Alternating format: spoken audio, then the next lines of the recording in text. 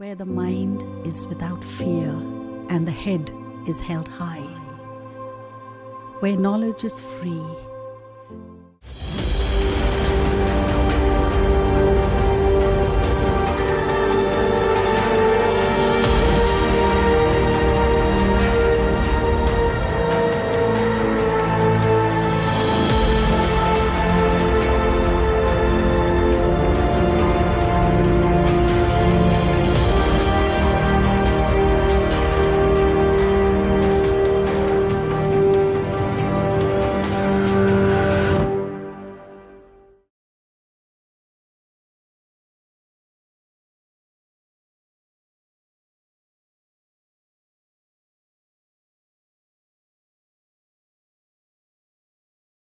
প্রিয় ছাত্রছাত্রীরা, বিগত বহুদিন ধরেই আমাদের স্কুলের পঠন পাঠন বন্ধ রয়েছে এই কোভিড সিচুয়েশনের জন্য। তো এই সময় জেলা শিক্ষা দপ্তর এবং জেলা প্রশাসন যৌথ উদ্যোগ নিয়ে এই বিশেষ ক্লাসের ব্যবস্থা করেছে। আমি আগের দিন গ্যালভানিক তড়িৎ রসায়নের গ্যালভানিক কোষের পার্ট এ পড়িয়েছিলাম। সেইখানে আমরা তড়িৎ রাসায়নিক কোষ কাকে বলে, কোষ কয় ধরনের হয়, তড়িৎদ্বার কাকে বলে, তড়িৎদ্বার বিভব কাকে বলে, প্রমাণ তড়িৎদ্বার বিভব কাকে বলে, বা তড়িৎ রাসায়নিক শ্রেণী কী জিনিস, সেখান থেকে আমরা কি কি ইনফরমেশন পেতে পারি, সেই বিষয়গুলো দেখেছিলাম। আজকে আমরা এই মডিউল 3 গ্যালভানিক কোষের পার্ট বি অর্থাৎ দ্বিতীয় ভাগ দেখব। দ্বিতীয় ভাগের প্রথমেই আমাদের রয়েছে গ্যালভানিক কোষের সাংকেতিক প্রকাশ, অর্থাৎ গ্যালভানিক কোষকে আমরা সংক্ষেপে কিভাবে প্রকাশ করব। আমরা দেখেছি গ্যালভানিক কোষের দুটো অংশ, একটা বাম দিকের অর্ধকোষ অর্থাৎ অ্যানোড, আরেকটি হচ্ছে ডান দিকের অর্ধকোষ বা ক্যাথোড, আর মাঝে থাকে তড়িৎ বিশ্লেষ্য পদার্থ। একটি গ্যালভানিক কোষকে সংক্ষেপে প্রকাশ করার জন্যই ইউপ্যাক কতগুলো নিয়ম সুপারিশ করেছেন। সেই নিয়মগুলোই আমরা এবার প্রথমে দেখব। নিয়ম 1 বলা হচ্ছে যে একটি গ্যালভানিক কোষের যে দুটো অর্ধকোষ, তার মধ্যে বাম দিকের অর্ধকোষে অ্যানোড এবং ডান দিকের অর্ধকোষ হবে ক্যাথোড দিয়ে তৈরি। অর্থাৎ অ্যানোড এবং ক্যাথোড তাদের কিন্তু সঠিক অবস্থানটা কোথায় হবে গ্যালভানিক কোষের ক্ষেত্রে, আমরা সেটাই নিয়ম 1 দ্বারা জানতে পারছি। এইবার আমাদের কোনো একটা কোষ যেহেতু দুটো অর্ধকোষ নিয়ে তৈরি, সুতরাং অ্যানোড এবং ক্যাথোডকে আমরা পরপর লিখলেই সেই গ্যালভানিক কোষকে সংক্ষেপে প্রকাশ করা যাবে। এবার নিয়ম 2 অর্থাৎ অ্যানোডের ক্ষেত্রে, অ্যানোড অর্ধকোষের ক্ষেত্রে যে ধাতুকে আমরা ব্যবহার করব তড়িৎদ্বার হিসেবে, যেমন জিঙ্ক ধাতু, প্রথমে সেই ধাতুর চিহ্নকে আমাদের উপস্থাপন করতে হবে। তারপর এই ধাতুটি যে তড়িৎ বিশ্লেষ্য পদার্থের দ্রবণের মধ্যে নিমজ্জিত থাকবে, সেই দ্রবণের সংকেত জিঙ্ক সালফেট, সেটাকে আমরা লিখব। এবার এই ধাতুর পাত এবং তড়িৎ বিশ্লেষ্য দ্রবণ যেহেতু দুটো ভিন্ন ফেজ সূচিত করছে এবং তাদেরকে আমরা একটি ভার্টিক্যাল লাইন দ্বারা সেপারেট করব। আমরা এটি হলো কোনো একটি গ্যালভানিক কোষের অ্যানোড। এবার আমরা প্রয়োজন বিশেষে এই সাংকেতিক প্রকাশকে আমরা আরও সংক্ষেপে লিখতে পারি। যেমন জিঙ্ক সালফেটের ক্ষেত্রে যেহেতু জিঙ্ক আয়নই এই বিক্রিয়ায় অংশগ্রহণ করবে, আমরা কিন্তু জিঙ্ক সালফেটের পরিবর্তে জিঙ্ক আয়নকেও এখানে উপস্থাপন করতে পারি। অথবা এই অ্যানোডকে কিন্তু আমরা আরও অন্যভাবেও রিপ্রেজেন্ট করতে পারি, যেমন জিঙ্ক আয়ন 1 মোলার, অর্থাৎ জিঙ্ক সালফেটের যদি দ্রবণের গাঢ়ত্ব C মোলার হয়, তাহলে সেই গাঢ়ত্বকেও কিন্তু আমরা এই অ্যানোডের মধ্যে উপস্থাপন করতে পারি। তাহলে দেখতে পাচ্ছি একটি তড়িৎদ্বার অ্যানোড, তাকে কিন্তু সংক্ষেপে আমরা এইভাবে চিহ্নিত করতে পারি, অথবা এইভাবে বা এইভাবে। এবার নিয়ম 3, তৃতীয় নিয়মটি কি? তৃতীয় নিয়মটি হচ্ছে একটি গ্যালভানিক কোষের ক্যাথোডের ক্ষেত্রে আমরা ক্যাথোডকে কিভাবে লিখব সংক্ষেপে।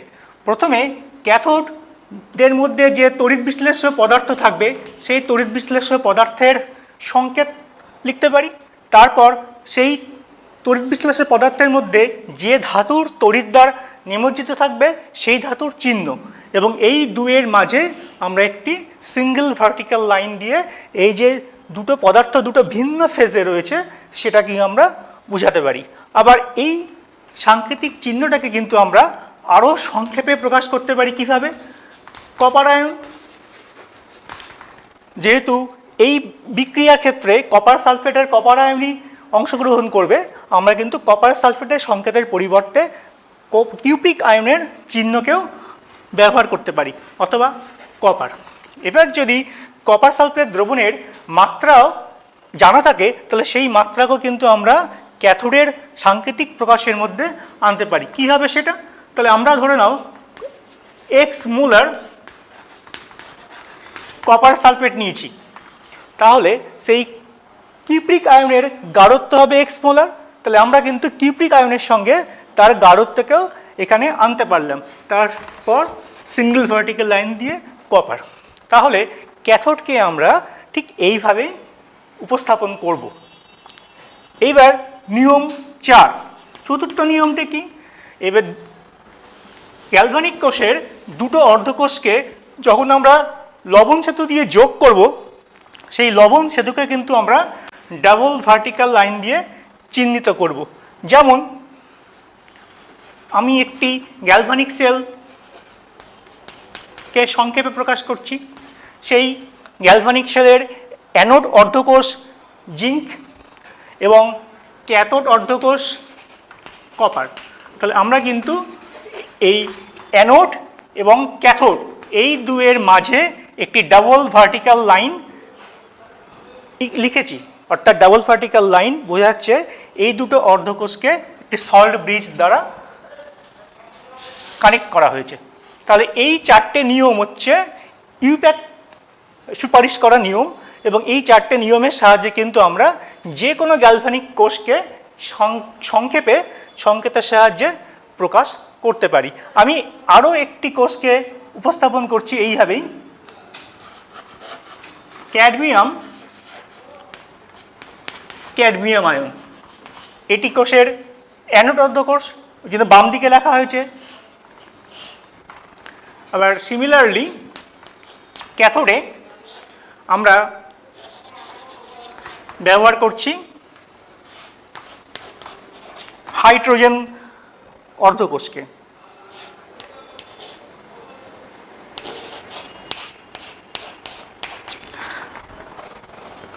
ডাবল ভার্টিক্যাল লাইনের বাম দিকের অংশটি অ্যানোড অর্ধকোষ, যেখানে ক্যাডমিয়ামকে ব্যবহার করা হয়েছে তড়িৎদ্বার হিসাবে, এবং ডান দিকে রয়েছে হাইড্রোজেন গ্যাস ইলেকট্রোড বা হাইড্রোজেন গ্যাস অর্ধকোষ।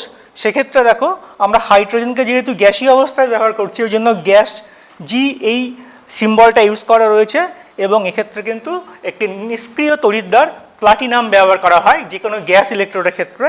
এই জন্য আমরা একদম সবার শেষে প্লাটিনামকে এখানে রেখেছি। এইভাবে কিন্তু আমরা যে কোনো গ্যালভানিক কোষকে সংক্ষেপে সাংকেতিকভাবে প্রকাশ করতে পারি। এর পরবর্তী বিষয় হচ্ছে আমাদের গ্যালভানিক কোষের তড়িৎচালক বল।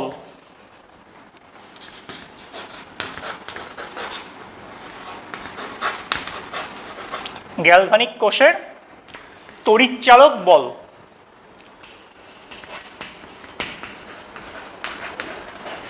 তড়িৎচালক বল আমরা দেখলাম গ্যালভানিক কোষকে বহির্বর্তনীর সঙ্গে যুক্ত করলে বহির্বর্তনীর মধ্য দিয়ে তড়িৎ প্রবাহিত হয়। এই তড়িৎ প্রবাহের জন্য যে ড্রাইভিং ফোর্সের প্রয়োজন সেটি হচ্ছে তড়িৎচালক বল। এবার তড়িৎচালক বল তাহলে সংজ্ঞাটা কী হবে? একটি গ্যালভানিক কোষকে তার বহির্বর্তনী মুক্ত অবস্থায় রাখলে সেই গ্যালভানিক কোষের তড়িৎদ্বার দুটোর বিভব পার্থক্যকেই ওই গ্যালভানিক কোষের তড়িৎচালক বল বলে। তাহলে আমরা গ্যালভানিক কোষের তড়িৎচালক বল কাকে বলে সেটা দেখলাম, আর তড়িৎচালক বলকে ভোল্ট এককে প্রকাশ করা হয়। এইবার ইউপ্যাক এই তড়িৎচালক বল নির্ণয় করার ক্ষেত্রে একটি নিয়মের সুপারিশ করেছে। সেই নিয়মটা হচ্ছে কি, ইউপ্যাক নিয়ম অনুযায়ী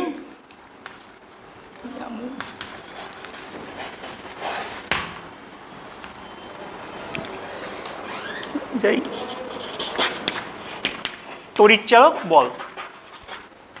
তাহলে ইউপ্যাকের নিয়ম অনুযায়ী তড়িৎচালক বল হচ্ছে, কোষের তড়িৎচালক বল বলতে E cell equal to E cathode অর্থাৎ ক্যাথোডের বিভব বিয়োগ ই অ্যানোড অর্থাৎ অ্যানোডের বিভব। তাহলে গ্যালভানিক কোষের ক্যাথোডের বিজারণ বিভব এবং অ্যানোডের বিজারণ বিভবের বিয়োগফলই হচ্ছে ওই কোষের তড়িৎচালক বল। এটি কিন্তু ইউপ্যাকের নিয়ম অনুযায়ী।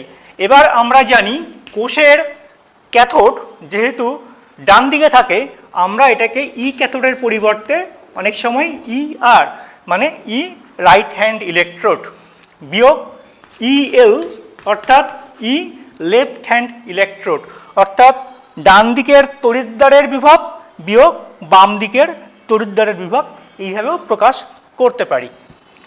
পরবর্তীতে আমাদের দেখতে হবে কোষের প্রমাণ তড়িৎচালক বল।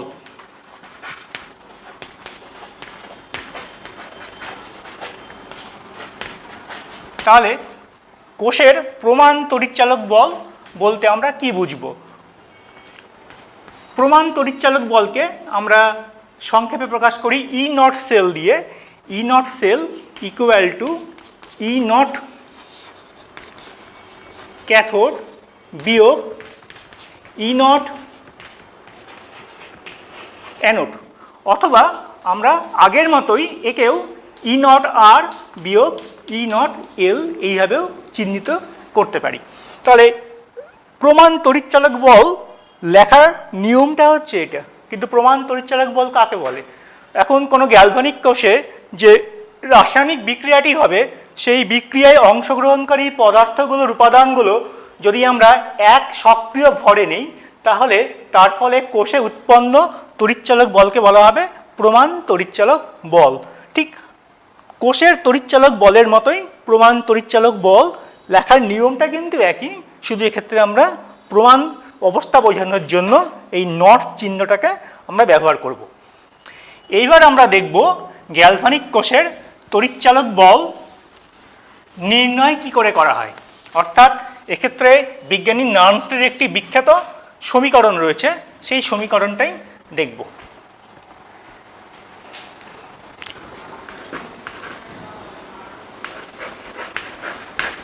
নার্নস্ট এর সমীকরণ।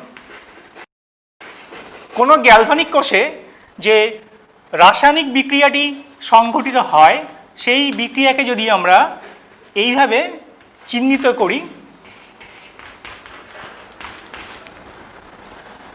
অর্থাৎ এটি হচ্ছে রাসায়নিক বিক্রিয়ার সমীকরণ। এবার এই রাসায়নিক বিক্রিয়ায় যদি n মোল সংখ্যক ইলেকট্রনের আদান প্রদান হয়, n মোল সংখ্যক ইলেকট্রনের আদান প্রদান হয়, যেহেতু এই তড়িৎ কোষে সংঘটিত রাসায়নিক বিক্রিয়াটি আদতে একটি জারণ বিজারণ বিক্রিয়া, সুতরাং এক্ষেত্রে কিন্তু ইলেকট্রনের আদান প্রদানই একমাত্র এই জারণ বিজারণ প্রক্রিয়া ঘটার উপায়। সুতরাং আমরা ধরে নিলাম এই বিক্রিয়ার ক্ষেত্রে n মোল সংখ্যক ইলেকট্রনের আদান প্রদান ঘটেছে। তাহলে আমাদের বিজ্ঞানী নার্নস্টের সমীকরণ অনুযায়ী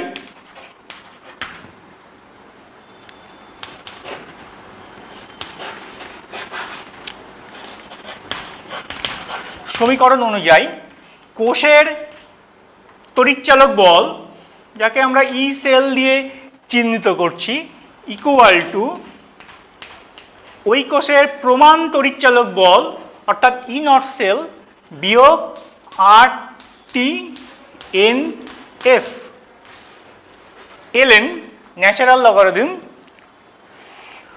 উপরে হবে বিক্রিয়াজাত পদার্থগুলোর সক্রিয় ভর তাদের সর্বোচ্চ ঘাতে অর্থাৎ স্মল সি স্মল ডি, আর নিচে বিক্রিয়ক পদার্থের সক্রিয় ভরকে সর্বোচ্চ ঘাতে উন্নীত করা হয়েছে। এটি নানস্টের সমীকরণ। এই সমীকরণের সাহায্যে আমরা কোনো কোষের তড়িৎচালক বল গণনা করতে পারি। এক্ষেত্রে প্রত্যেকটা টার্ম কিন্তু আমরা আগেই জেনে ফেলেছি, তাও আরেকবার রিভাইজ করে নিই। ই সেল মানে কোষের তড়িৎচালক বল, ই নট সেল মানে কোষের প্রমাণ তড়িৎচালক বল, আর হচ্ছে সার্বজনীন গ্যাস ধ্রুবক, টি হচ্ছে যে তাপমাত্রায় কোষের রাসায়নিক বিক্রিয়াটা সংঘটিত হচ্ছে সেই তাপমাত্রা, এন হচ্ছে যত মোল ইলেকট্রনের আদান প্রদান ঘটছে সেই মোল সংখ্যা, এফ হচ্ছে ফ্যারাডে। এবার সি ডি এ বি এগুলো সব বিক্রিয়ক এবং বিক্রিয়াজাত পদার্থের সক্রিয় ভর। যদি এই পদার্থগুলো দ্রবণ আকারে অর্থাৎ আয়ন অবস্থায় অবস্থিত হয় তাহলে কিন্তু আমরা এই সক্রিয় ভরকে মোলার গাঢ়ত্বেও প্রকাশ করতে পারি। এইবার 25 ডিগ্রি সেন্টিগ্রেড তাপমাত্রায়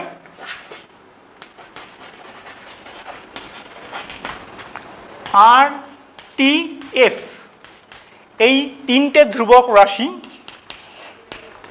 মানগুলো বসালে তার মান বেরোবে 0.059 ভোল্ট। সুতরাং তখন আমাদের কোষের তড়িৎচালক বল এই রাশিমালাটা সংক্ষিপ্ত হয়ে দাঁড়াবে 0.059/n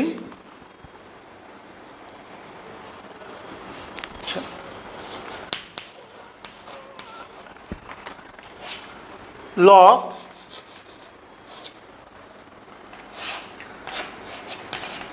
concentration of C to the power C, concentration of D to the power small d, concentration of A to the power small a, concentration of B to the power small b।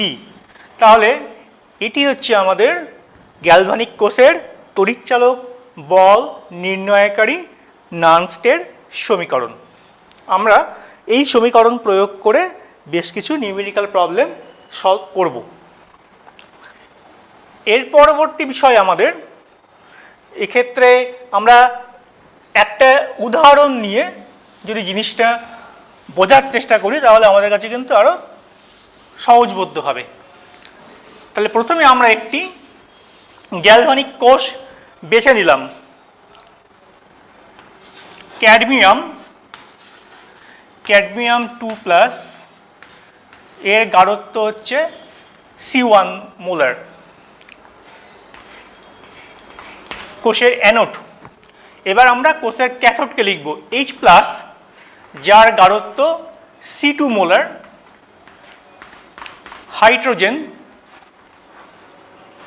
Gas, যার partial pressure হচ্ছে P atmosphere. Platinum. তাহলে কোষের anode salt bridge বা লবণ সেতু, কোষের cathode. এবার আমরা এই গ্যালভানিক কোষের তড়িৎচালক বলের মান নানস্টের সমীকরণ ব্যবহার করে লিখব। তাহলে আমাদের দাঁড়ালো E cell equal to E naught cell. আচ্ছা, তার আগে এই তড়িৎচালক বল নির্ণয় করার আগে আমাদের কিন্তু অ্যানোড এবং ক্যাথোডের বিক্রিয়াগুলো উল্লেখ করতে হবে।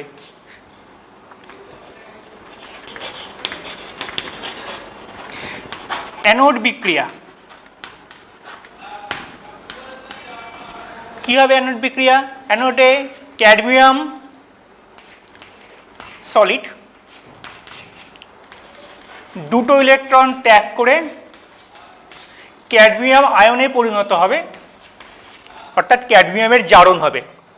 এটি অ্যানোড বিক্রিয়া। অনুরূপে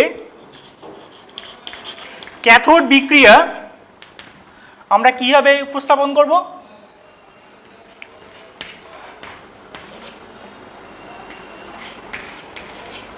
হাইড্রোজেন আয়ন যার গাঢ়ত্ব C2 ইলেকট্রন গ্রহণ করে হাইড্রোজেন গ্যাসিয়াস তৈরি করবে, অর্থাৎ হাইড্রোজেন আয়নের বিজারণ ঘটবে। এবার আমরা যদি এই অ্যানোডের জারণ বিক্রিয়া এবং ক্যাথোডের বিজারণ বিক্রিয়াকে যোগ করি, সাম আপ করি, তাহলে আমাদের কোষের সামগ্রিক বিক্রিয়া, অর্থাৎ যাকে আমরা বলতে পারি কোষ বিক্রিয়া, সেটি পাবো। তাহলে এক্ষেত্রে এই কোষের ক্ষেত্রে তার কোষ বিক্রিয়াটি হলো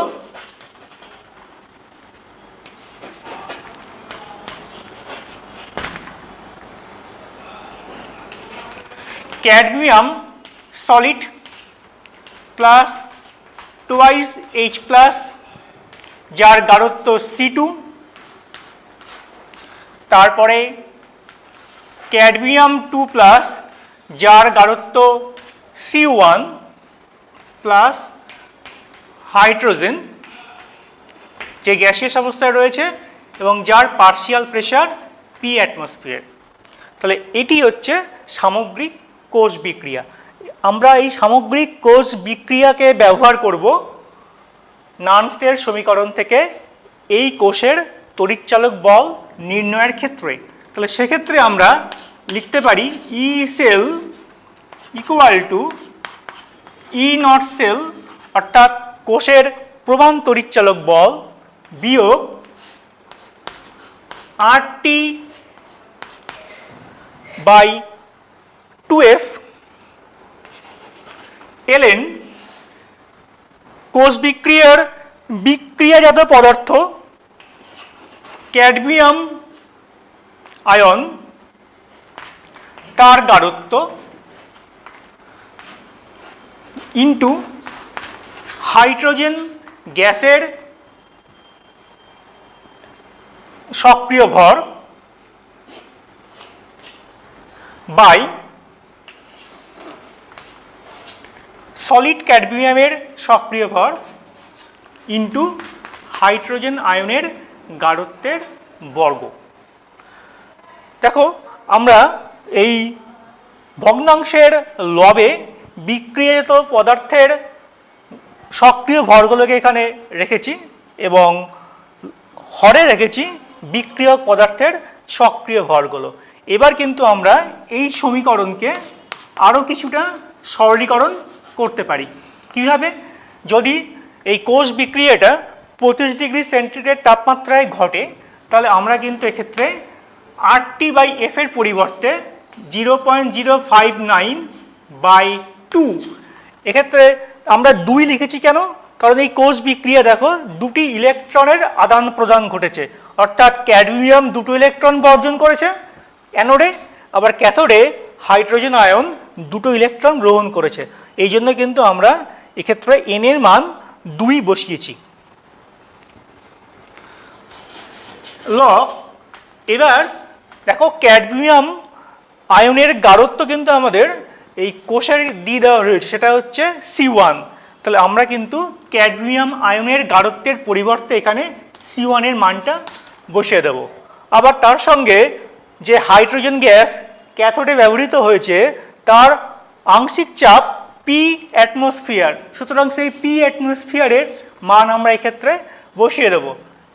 অ্যানোডে ব্যবহৃত ক্যাডমিয়াম ধাতুর সর্বদা সক্রিয় ভর 1 হয়, এই জন্য আমরা এক্ষেত্রে ক্যাডমিয়ামের সক্রিয় ভরের পরিবর্তে 1 এই ভ্যালুটা বসিয়েছি।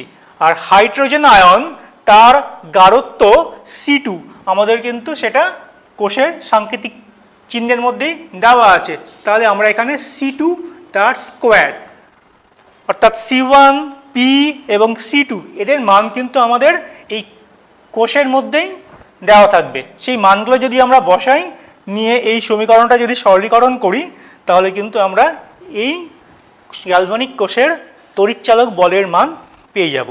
এক্ষেত্রে আমাদের কিন্তু ই নট সেল অর্থাৎ এই কোষটি যদি প্রমাণ অবস্থায় থাকে তাহলে তার তড়িৎচালক বলের মান কত হবে সেটি কিন্তু আমাদের দেওয়া থাকবে। সুতরাং সেই মানটা আমরা এখানে বসিয়েই এই সমীকরণটাকে সরলীকরণ করব। তাহলে আমরা এরকম একটি কোষকে নির্বাচন করে সেই কোষের তড়িৎচালক বল নানস্টের সমীকরণ প্রয়োগ করে বের করলাম। তো আমাদের প্রথম কাজ হবে কোষের অ্যানোড এবং ক্যাথোডকে চিহ্নিতকরণ, এবং সেটি খুব সহজ কাজ।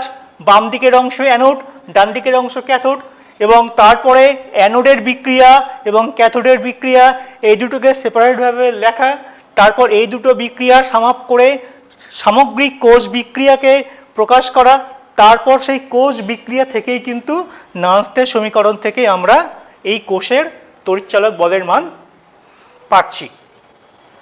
এইভাবে আমাদের বেশ কিছু কোষ ধরে ধরে আমরা তাদের তড়িৎচালক বলের মান বের করব।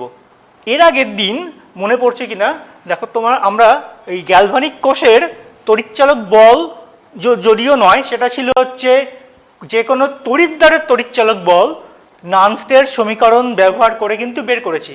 সেক্ষেত্রে কিন্তু আমরা কেবলমাত্র যে কোনো একটি তড়িৎদ্বারের, হয় ক্যাথোড বা অ্যানোড, সেখানে যে যে বিক্রিয়া ঘটছে সেই বিক্রিয়ার সমীকরণ ধরে সেই তড়িৎদ্বারের তড়িৎচালক বল অর্থাৎ বিভবের মান কিন্তু আমরা বের করেছি। আজকে আমরা সামগ্রিক কোষের তড়িৎচালক বল বের করলাম। এইবার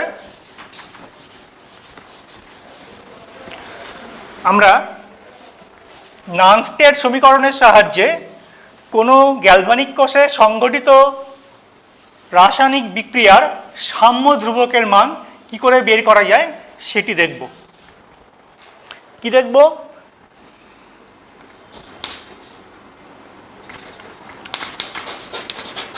নানস্টের সমীকরণ ব্যবহার করে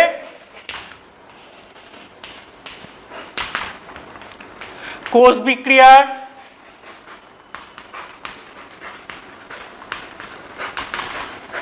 সাম্য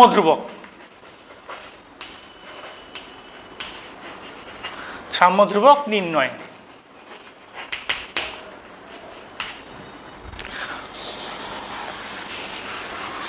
ঠিক আগের মতোই আমরা একটা আরবিট্রারি কোষ বিক্রিয়া নিলাম। এই কোষ বিক্রিয়া অনুযায়ী নানস্টের সমীকরণ থেকে কোষের তড়িৎচালক বল ইকুয়াল টু কোষের প্রমাণ তড়িৎচালক বল বিয়োগ RT/NF ln বিক্রিয়াজাত পদার্থ C তার গাঢ়ত্বের সর্বোচ্চ ঘাত C এবং D এর গাঢ়ত্বের সর্বোচ্চ ঘাত d বাই বিক্রিয়ক পদার্থ A তার গাঢ়ত্বের সর্বোচ্চ ঘাত A এবং B এর সর্বোচ্চ ঘাত B। তাহলে এই সমীকরণটি কিন্তু আমরা নানস্টের ইকুয়েশন থেকেই পেয়েছি। এইবার এই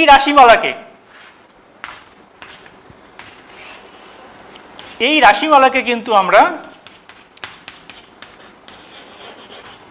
বলতে পারি বিক্রিয়ার কোশেন্ট, এবং একে ক্যাপিটাল কিউ দিয়ে রিপ্লেস করতে পারি। তাহলে বিক্রিয়ার কোশেন্ট কি জিনিস?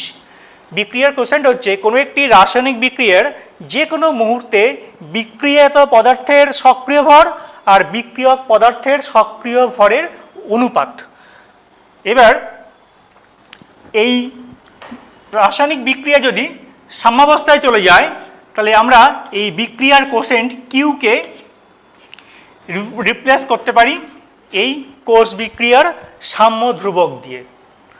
সেক্ষেত্রে এই রাসায়নিক বিক্রিয়াটা সাম্যাবস্থায় চলে গেলে আমাদের এই বিক্রিয়া যে কোষে সংঘটিত হবে সেই কোষের তড়িৎচালক বলের মান কিন্তু শূন্য হয়ে যাবে। অর্থাৎ যখনই এই সম্মুখী বিক্রিয়াটা সংঘটিত হতে থাকবে তার কিন্তু তড়িৎচালক বলের মান ক্রমশ কমতে থাকে এবং এই বিক্রিয়া সাম্যাবস্থায় পৌঁছলে এই কোষের তড়িৎচালক বলের মান 0। তাহলে আমরা এই সমীকরণে অর্থাৎ 1 নম্বর সমীকরণে যদি ই সেল অর্থাৎ কোষের তড়িৎচালক বলের মান 0 বসাই তাহলে ই নট সেল বিয়োগ RT NF ln K অর্থাৎ Q এর পরিবর্তে আমরা K বসিয়ে ফেললাম। তাহলে এখান থেকে আমরা লিখতে পারি ln K equal to n E naught cell into F by RT। এই সম্পর্কটি কোষ বিক্রিয়ার সাম্য ধ্রুবক K এবং এই কোষ বিক্রিয়ার প্রমাণ তড়িৎচালক বল অর্থাৎ এই কোষের প্রমাণ তড়িৎচালক বল ই নট সেল তাদের মধ্যেকার সম্পর্ক আমরা যেটি ডিডিউস করতে শুরু করেছিলাম সেই জায়গায় কিন্তু তখন পৌঁছে গেছি। তাহলে এই সমীকরণটিকে আমরা ব্যবহার করব বিভিন্ন নিউমেরিক্যাল প্রবলেমে। তাহলে আমাদের এই সম্পর্কটা কিন্তু মাথায় রাখতে হবে। ln K equal to n E naught cell into F by RT। এর পরবর্তী টপিক হচ্ছে কোষের ভেতর কোষ বিক্রিয়ার ফলে উদ্ভূত গিবস মুক্ত শক্তি এবং কোষের তড়িৎচালক বলের মধ্যে সম্পর্ক। অর্থাৎ কোষের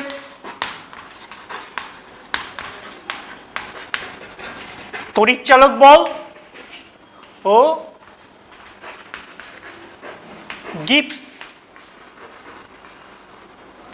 মুক্ত শক্তির হ্রাস এদের ভেতরের সম্পর্ক। এখন কোনো একটি কোষের যদি তড়িৎচালক বল ই সেল হয় এবং সেই কোষে সংঘটিত জারণ বিজারণ প্রক্রিয়ায় যদি n মোল সংখ্যক ইলেকট্রন অংশগ্রহণ করে n মোল সংখ্যক ইলেকট্রন অংশগ্রহণ করে তাহলে আমরা লিখতে পারি n মোল ইলেকট্রন দ্বারা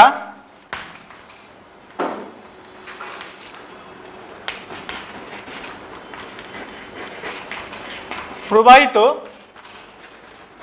মোট তড়িৎ সেটা কি হবে n গুণন F কুলম্ব।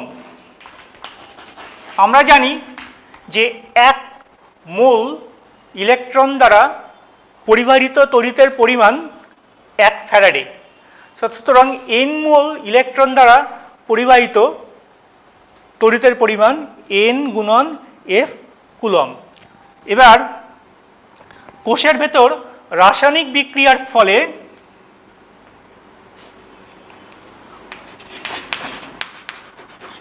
উৎপন্ন তড়িৎ শক্তি বা যাকে আমরা বলতে পারি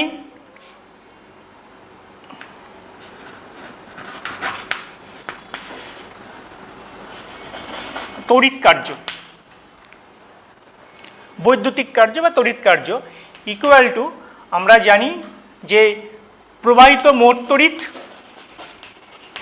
প্রবাহিত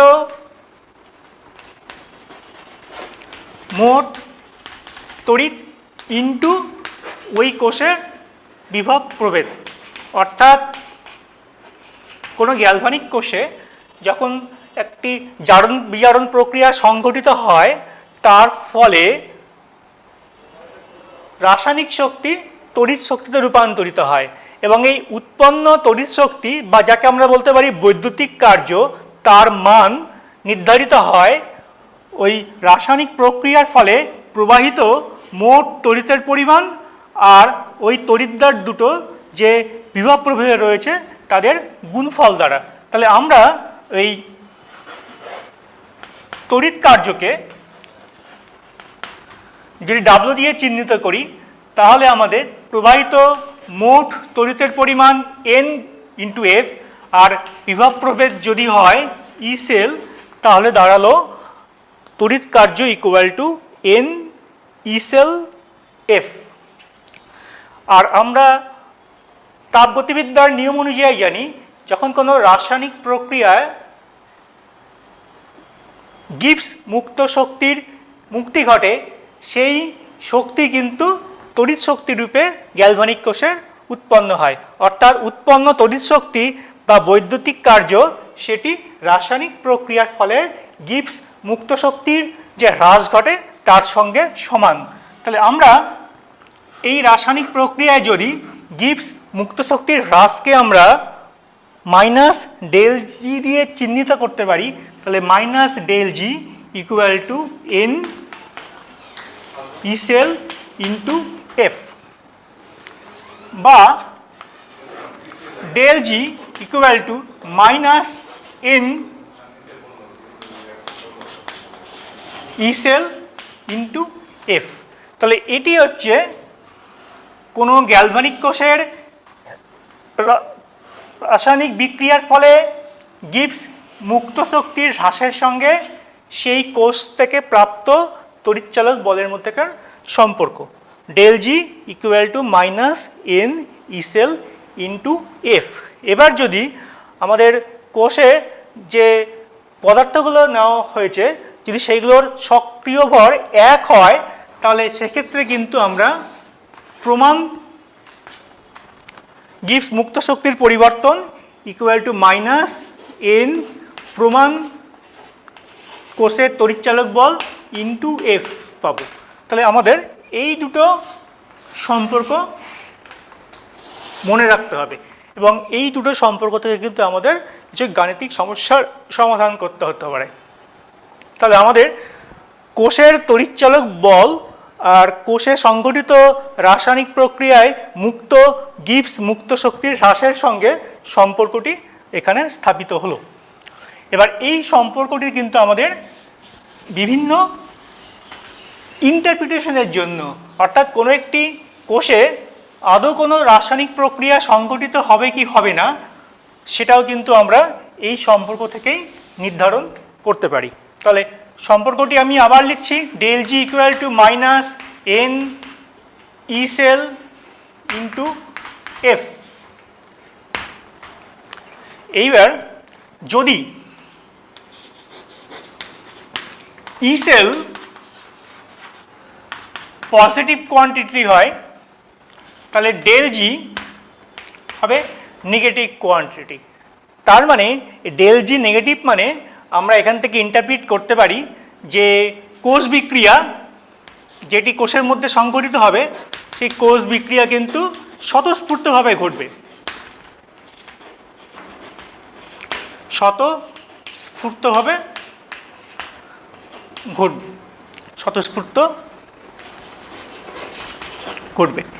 এবার যদি কোষের তড়িৎচালক বল নেগেটিভ কোয়ান্টিটি হয় তাহলে এই সম্পর্ক থেকে আমরা পাচ্ছি ডেল জি, অর্থাৎ কোষের মধ্যে সংঘটিত রাসায়নিক বিক্রিয়ার ফলে মুক্ত গিবস শক্তি তার মান কিন্তু পজিটিভ হবে এবং পজিটিভ মান ইন্ডিকেট করছে যে কোষ বিক্রিয়ার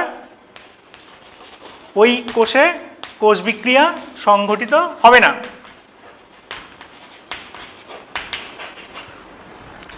আবার যদি আমরা ই সেল 0 হয় তাহলে এই সমীকরণ অনুযায়ী তার ডেল জি ইকুয়াল টু 0 হবে, অর্থাৎ গিবস মুক্ত শক্তির যদি কোনো পরিবর্তন না ঘটে তাহলে আমরা বলতে পারি কোষ বিক্রিয়াটি সাম্যাবস্থায় পৌঁছে গেছে, কোষ বিক্রিয়াটি সাম্যাবস্থায়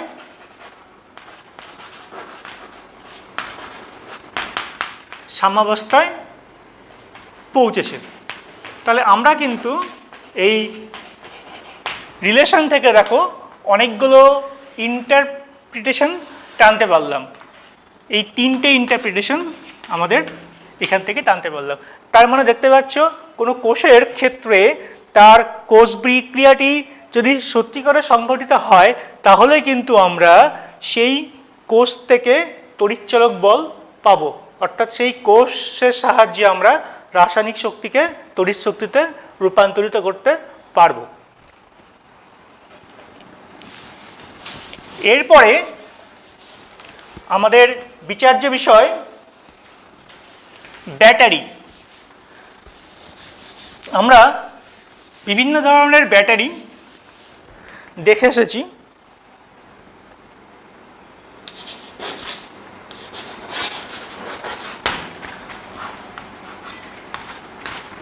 এই ব্যাটারিকে আমরা প্রথমে দুই ভাগে ভাগ করি, প্রাইমারি আর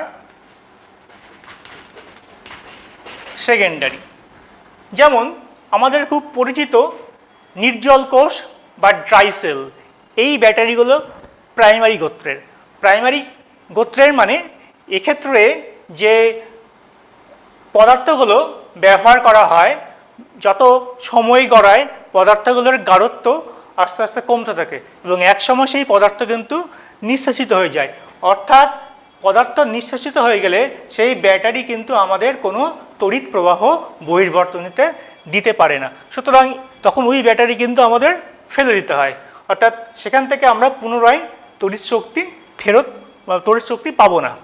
আর সেকেন্ডারি ব্যাটারির ক্ষেত্রে কি হয়, এই ব্যাটারিগুলো আমাদের রিচার্জেবল। যেমন ধরে নাও এইসব ব্যাটারি আমাদের ব্যবহার করি ওই ইনভার্টারের মধ্যে বা গাড়িতে যে ব্যাটারিগুলো ব্যবহার করা হয় সেগুলি হচ্ছে সেকেন্ডারি ব্যাটারি, অর্থাৎ যাদেরকে আমরা রিচার্জেবল ব্যাটারি বলি সেগুলোই সেকেন্ডারি ব্যাটারি। আর এই সেকেন্ডারি ব্যাটারিগুলোর ক্ষেত্রে ওদের কিন্তু দুটো প্রক্রিয়া, একটা হচ্ছে তড়িৎ ক্ষরণ আর একটি তড়িৎ আহিতকরণ, এই দুই প্রক্রিয়া সম্ভব হয়। সেটা কীভাবে সম্ভব হয়, এই সেকেন্ডারি ব্যাটারির ক্ষেত্রে যে তড়িৎদ্বার এবং তড়িৎ বিশ্লেষ্য পদার্থ ব্যবহার করা হয়, যত সময় গড়ায় সেই পদার্থগুলোর রাসায়নিক বিক্রিয়ার ফলে তড়িৎ শক্তি রাসায়নিক শক্তি তড়িৎ শক্তিতে রূপান্তরিত হয়, তার ফলে কিন্তু আমরা তড়িৎ প্রবাহ পাই এবং যত সময় গড়াবে সেই পদার্থগুলোর গাঢ়ত্ব ক্রমশ হ্রাস পাবে এবং এক সময় কিন্তু সেই পদার্থগুলো নিঃশেষিত হয়ে যাবে। এই প্রক্রিয়াটাকে বলা হয় তড়িৎ ক্ষরণ, অর্থাৎ যখন সে আমাদের ডিসচার্জ করছে চার্জ। এবার আমরা একবার তড়িৎ যদি সম্পূর্ণরূপে ক্ষরিত হয়ে যায়, আমরা বহিস্থ কোনো তড়িৎ উৎসের সাহায্যে তড়িৎ প্রবাহের বিপরীত অভিমুখে তড়িৎ প্রবাহ ব্যাটারির বিপরীত অভিমুখে তড়িৎ প্রবাহ চালিয়ে আমরা কিন্তু সেই ব্যাটারির ভেতরে সংঘটিত রাসায়নিক বিক্রিয়াকে বিপরীত দিকে চালিত করে পুনরায় বিক্রিয়া পদার্থগুলোকে আনতে পারি।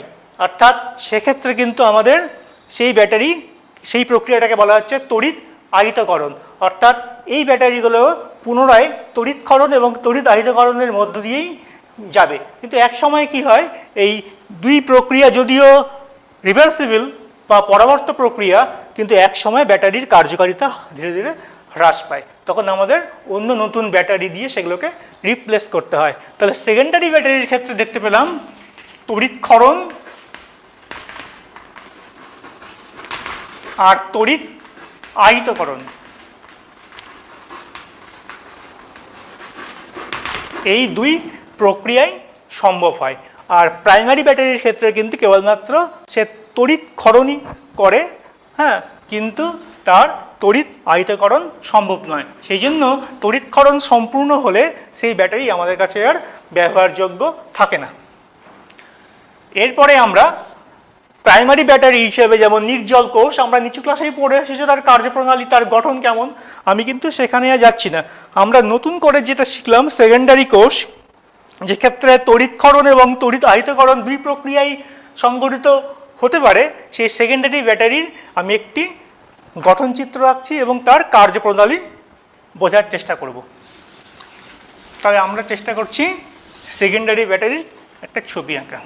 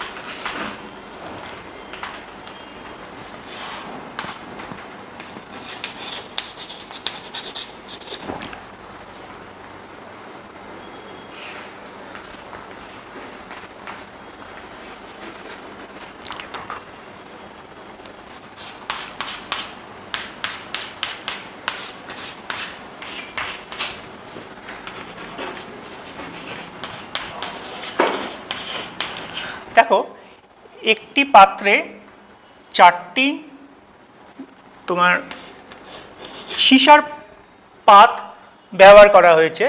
এই 4টি সীসার পাতের মধ্যে প্রথম এবং তৃতীয় পাতটি একটি সীসার তারের সাহায্যে যুক্ত করা রয়েছে, এটি হচ্ছে অ্যানোড, এবং দ্বিতীয় এবং চতুর্থ পাতটি আরেকটি সীসার তারের সঙ্গে যুক্ত করা হয়েছে, এই দুটো হচ্ছে ক্যাথোড। এবার সীসার পাতগুলো আসলে তোমার সীসার জালি, এই জালির ফাঁকগুলোতে এক্ষেত্রে অ্যানোডে সছিদ্র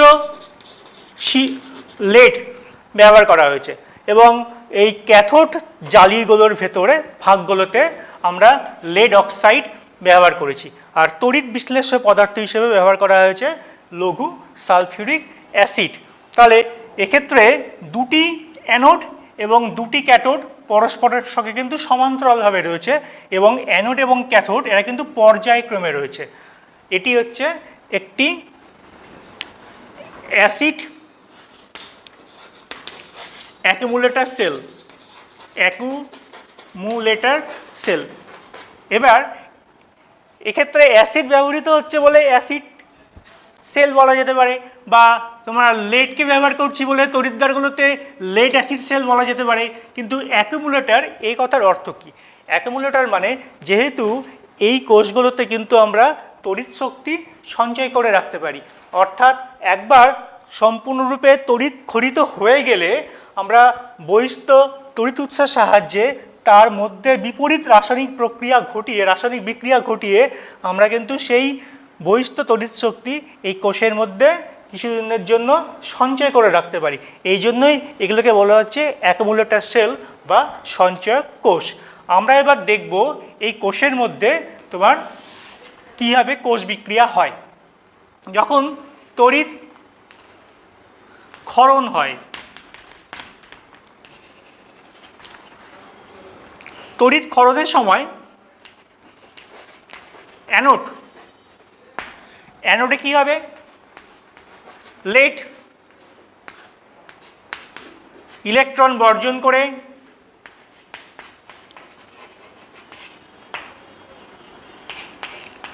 লেড আয়নে পরিণত হবে। আর ক্যাথোড বিক্রিয়া হিসেবে কি ঘটবে?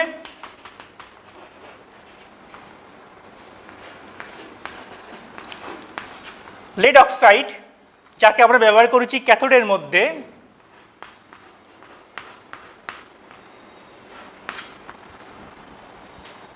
আচ্ছা এই জায়গায় আমরা দুদিকেই সালফেট যোগ করব। আচ্ছা আমি এই বিক্রিয়াগুলো নিচের দিকে লিখি, তাহলে জায়গাটা বেশি পাওয়া যাবে। প্রথমে আমরা তড়িৎ ক্ষরণ এই প্রক্রিয়ার রাসায়নিক বিক্রিয়াগুলো দেখব।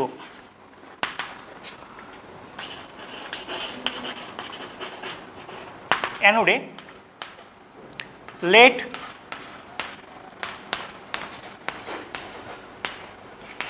সালফেট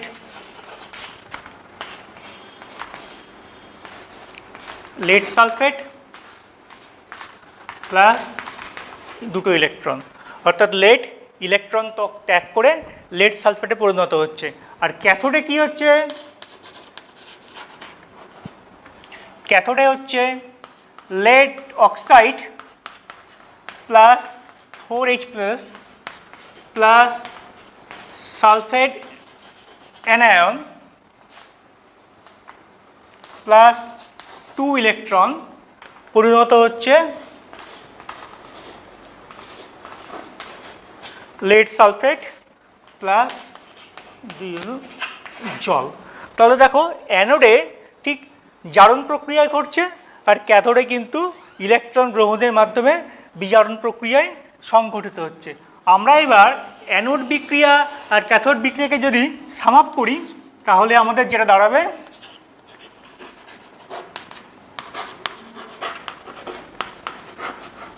কোষ বিক্রিয়া। তাহলে কোষ বিক্রিয়া কি লিখব? লেড সলিড যোগ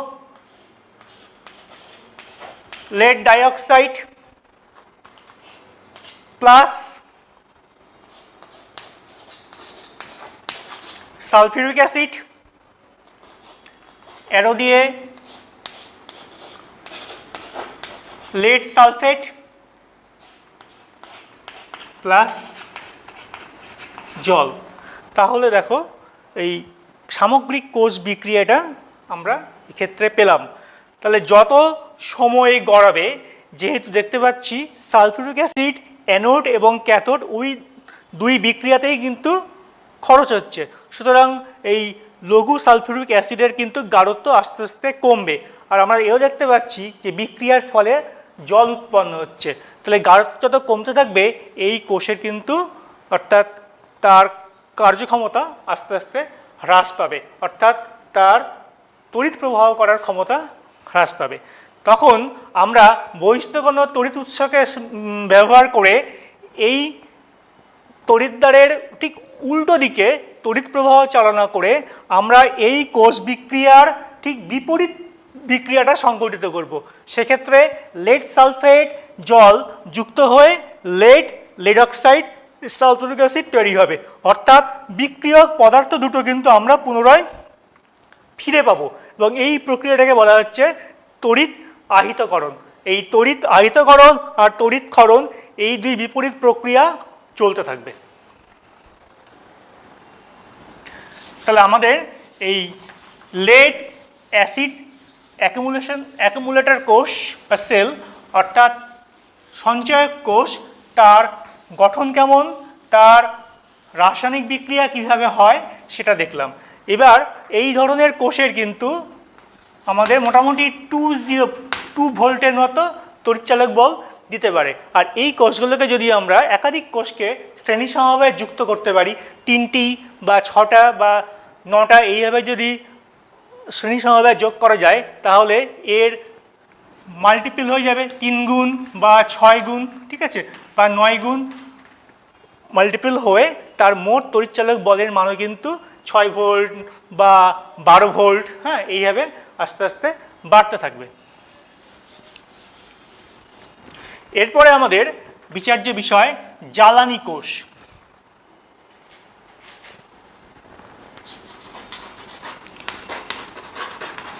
জ্বালানি কোষ যাকে বলা হচ্ছে ফুয়েল সেল। জ্বালানি কোষও কিন্তু একটি গ্যালভানিক সেল, এবং এই ব্যবস্থার মধ্যে রাসায়নিক বিক্রিয়ার মাধ্যমে রাসায়নিক শক্তি তড়িৎ শক্তিতে রূপান্তরিত হয়। কিন্তু এক্ষেত্রে আমরা কোনো একটি জ্বালানি পদার্থ যেমন হাইড্রোজেন বা মিথেন বা কোনো অ্যালকোহল, এদেরকে কিন্তু ব্যবহার করি তাদের ভেতরকার রাসায়নিক শক্তিকে তড়িৎ শক্তিতে রূপান্তরিত করার কাজে। এই জন্যই কিন্তু এই ধরনের কোষকে বলা হচ্ছে জ্বালানি কোষ। অন্যান্য গ্যালভানিক কোষের সঙ্গে এই জ্বালানি কোষের একটু পার্থক্য রয়েছে। অন্যান্য গ্যালভানিক কোষের তড়িৎদ্বার এবং তড়িৎ বিশ্লেষ্য পদার্থ কিন্তু আমরা আগের থেকে স্থাপন করে নিয়েছি, কিন্তু জ্বালানি কোষের ক্ষেত্রে আমরা ক্যাথোড এবং অ্যানোড হিসেবে যাতে ব্যবহার করব, অর্থাৎ মূলত গ্যাসীয় পদার্থ ব্যবহার করা হয়, সেই পদার্থগুলো কিন্তু আমরা অনবরত কোষের ভেতর প্রবেশ করাতে পারবো, এবং তার ফলে কোষ বিক্রিয়া ঘটবে এবং কোষ বিক্রিয়ার ফলে রাসায়নিক শক্তি তড়িৎ শক্তিতে রূপান্তরিত হবে। আমরা একটি জ্বালানি কোষ যেটা বহুলভাবে ব্যবহৃত হয়েছে সেটি হচ্ছে হাইড্রোজেন অক্সিজেন কোষ, এবং এই কোষটিকে কিন্তু আমরা এখনো পর্যন্ত সাকসেসফুলি ব্যবহার করতে পেরেছি। তাহলে আমরা এই ধরনের একটি জ্বালানি কোষ তার গঠনটা দেখার চেষ্টা করছি।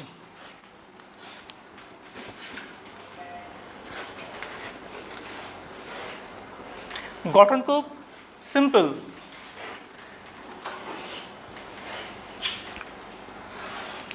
এক্ষেত্রে ব্যবহার করা হচ্ছে সছিদ্র কার্বন দণ্ডকে তড়িৎদ্বার হিসেবে।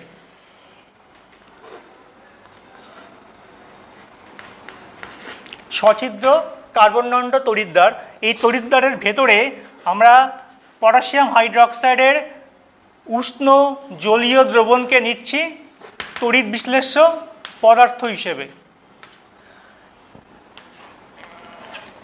আমরা অ্যানোডে অনবরত হাইড্রোজেন গ্যাস প্রবাহিত করব এবং ক্যাথোডে অক্সিজেন গ্যাস প্রবাহিত করব।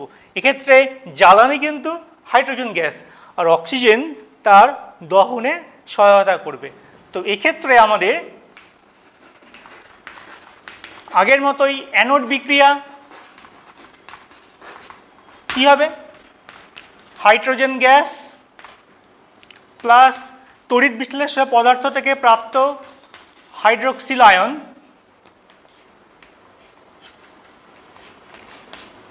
তৈরি করবে জল প্লাস ইলেকট্রন, 4টে ইলেকট্রন, 2, আচ্ছা 2 4,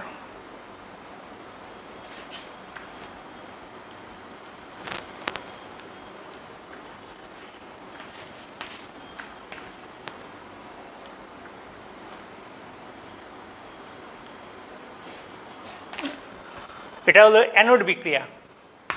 এবার ক্যাথোড বিক্রিয়া হিসেবে আমরা দেখব এক্ষেত্রে ব্যবহৃত হচ্ছে অক্সিজেন প্লাস জল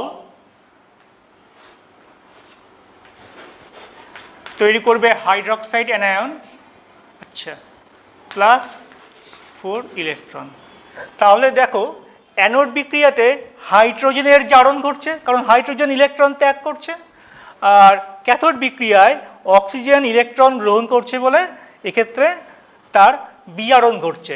তাহলে আমরা এই দুই অ্যানোড এবং ক্যাথোড বিক্রিয়াকে যদি সাম আপ করি তাহলে দেখতে পাবো 2 hydrogen plus oxygen equal to, আচ্ছা এক্ষেত্রে যেটা দাঁড়ালো 2 জল, এই 4OH করে যাবে। তাহলে এই জ্বালানি কোষের অর্থাৎ হাইড্রোজেন অক্সিজেন জ্বালানি কোষের সামগ্রিক কোষ বিক্রিয়াটা কিন্তু খুব সরল, হাইড্রোজেন এবং অক্সিজেন দুয়ে মিলে জল হচ্ছে এবং এই জল এখান দিয়ে কিন্তু বেরিয়ে যাওয়ারও ব্যবস্থা রয়েছে এবং এই বিশুদ্ধ জলকে পানীয় জল হিসেবেও ব্যবহার করা হয়। অ্যাপোলো মহাকাশ যানে কিন্তু এই হাইড্রোজেন অক্সিজেন জ্বালানি কোষকে সাকসেসফুলি ব্যবহার করা গেছে। এবার আমাদের আরও উন্নত মানের জ্বালানি কোষ ব্যবহার করার বা গঠন করার চেষ্টা চলছে। এরপরে আমাদের লাস্ট টপিক এই চ্যাপ্টারের, সেটা হচ্ছে অপক্ষয়। অপক্ষয় মানে আমাদের প্রকৃতিতে যে ধাতুগুলো রয়েছে পরিবেশের প্রভাবে সেই ধাতুগুলো তার সক্রিয়তার জন্য কিন্তু সবসময় ক্ষয়প্রাপ্ত হয় এবং এই প্রক্রিয়াটাকে বলা হয় অপক্ষয়। আমরা যতগুলো ধাতু জানি, গুটি কয়েক ধাতু, প্লাটিনাম, সোনা, এই ধরনের ধাতু ছাড়া বাকি সকল ধাতুই কিন্তু কম বেশি পরিবেশের প্রভাবে তার জারণ বিক্রিয়ার মাধ্যমে ক্ষয়প্রাপ্ত হয়। আর সবচেয়ে পরিচিত আমাদের অপক্ষয় হচ্ছে লৌহর মরিচা পড়া। আমরা দৈনন্দিন জীবন থেকে ব্যবহারিক প্রয়োগ থেকে জানি যে লৌহকে দীর্ঘদিন ধরে বাতাসের অক্সিজেন এবং জলীয় বাষ্পের সংস্পর্শে ফেলে রাখলে সেই লৌহর মধ্যে বাদামি রঙের মরিচা পড়ে। এবার এই মরিচাটা কিন্তু গঠন হওয়ার প্রক্রিয়াটা কিন্তু একটি জারণ বিক্রিয়া। আমরা এবার সেই জারণ বিক্রিয়াটাই কীভাবে ঘটে সেটাই একটু দেখার চেষ্টা করব। প্রথমে আমি ধরে নাও এটা একটি জলবিন্দু। এবার এই জলবিন্দুর মধ্যে কিছু অক্সিজেনের মলিকিউল দ্রবীভূত আছে, আর এই জলবিন্দুটা একটি লৌহর পৃষ্ঠতলের ওপর অবস্থান করছে। এবার এই লৌহ যেহেতু নিষ্কাশন করার পর তার মধ্যে কিছু পরিমাণ অশুদ্ধি থেকে যায়, বা কখনো হয় কি লৌহর উপরিতলের পৃষ্ঠতলে তার নন ইউনিফর্মের জন্য কিন্তু কোনো পৃষ্ঠতলের কোনো একটা অংশ কাজ করবে অ্যানোড হিসাবে, আর অপর অংশ সে কাজ করবে ক্যাথোড হিসাবে। অর্থাৎ যে অংশে লৌহর পরমাণু ইলেকট্রন বর্জন করার প্রবণতা বেশি দেখাবে সেই অঞ্চলটাই হবে অ্যানোড অঞ্চল, আর যে অঞ্চলে এই প্রবণতা কিছুটা কম থাকবে সেই অঞ্চলটা কাজ করবে ক্যাথোড হিসাবে। এবার লৌহর পরমাণু ইলেকট্রন ত্যাগ করে ফেরাস আয়নে পরিণত হচ্ছে এবং ত্যাগ করা ইলেকট্রন ক্যাথোড অঞ্চলে গিয়ে দ্রবীভূত অক্সিজেন এবং কিছু H+ আয়ন যে আয়নগুলো আমাদের জলীয় বাষ্প এবং কার্বন ডাইঅক্সাইড এই দুয়ের বাতাসের এই দুয়ের ফলে যে কার্বনিক অ্যাসিড তৈরি হয়, এই কার্বনিক অ্যাসিড যখন আয়নিত হয় তখন কিন্তু এই H+ আয়ন তৈরি করে। তাহলে আমাদের কিন্তু বাতাসের মধ্যে খুব সামান্য পরিমাণে হলেও এই H+ আয়নের অস্তিত্ব আছে এবং সেই H+ আয়ন জলের ফোঁটার মধ্যে জলের ফোঁটায় দ্রবীভূত অক্সিজেন গ্যাসের সঙ্গে বিক্রিয়া করে ইলেকট্রন দ্বারা বিজারণ বিক্রিয়ার মাধ্যমে তৈরি করছে জল। তাহলে আমরা দেখতে পাচ্ছি লৌহর পৃষ্ঠতলের একটি অংশে জারণ প্রক্রিয়া সংঘটিত হচ্ছে, অর্থাৎ লৌহ ইলেকট্রন ত্যাগ করে ফেরাস আয়নে পরিণত হচ্ছে এবং লৌহর ত্যাগ করা সেই ইলেকট্রন প্রোটন অক্সিজেন গ্রহণ করে জলে বিজারিত হচ্ছে। তাহলে এই জারণ প্রক্রিয়া এবং এই বিজারণ প্রক্রিয়া লৌহর পৃষ্ঠতলেই ঘটছে। যদি আমরা এই জারণ প্রক্রিয়াকে আমরা অ্যানোড বিক্রিয়া হিসেবে ভাবি, তাহলে লিখতে পারি 2Fe + 4 ইলেকট্রন। আবার যে ক্ষেত্রে বিজারণ প্রক্রিয়া সংঘটিত হচ্ছে সেটাকে আমরা ক্যাথোড বিক্রিয়া হিসেবে ধরলে 4H অক্সিজেন 4 ইলেকট্রন জল। তাহলে এই দুই অ্যানোড এবং ক্যাথোড বিক্রিয়াকে যদি আমরা সাম আপ করি তাহলে যেটা দাঁড়াচ্ছে লৌহ প্লাস 4H প্লাস অক্সিজেন।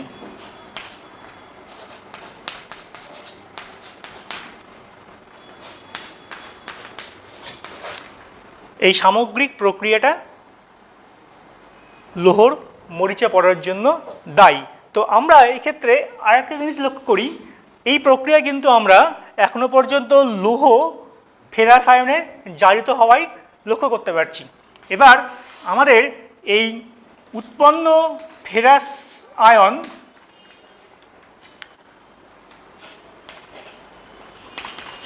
কিছু জলের মলিকুলের সঙ্গে যুক্ত হয়ে তৈরি করবে Fe2O3 NH2O, যাকে আমরা মরিচা বলে জানি এবং এর বর্ণ বাদামি। এবার এর সঙ্গে সঙ্গে কিছু পরিমাণ H+ আয়ন তৈরি হয়। তাহলে ক্যাথোড প্রক্রিয়ায় যে H+ আয়নের প্রয়োজন পড়েছে সেই H+ আয়ন কিন্তু সামগ্রিকভাবে ফেরাস আয়ন থেকে মরিচা তৈরি হওয়ার সময় কিন্তু H+ আয়ন আমরা ফিরে পাচ্ছি। সুতরাং এই H+ আয়নই কিন্তু সাইকেল আকারে ক্যাথোড প্রক্রিয়ায় ব্যবহৃত হবে।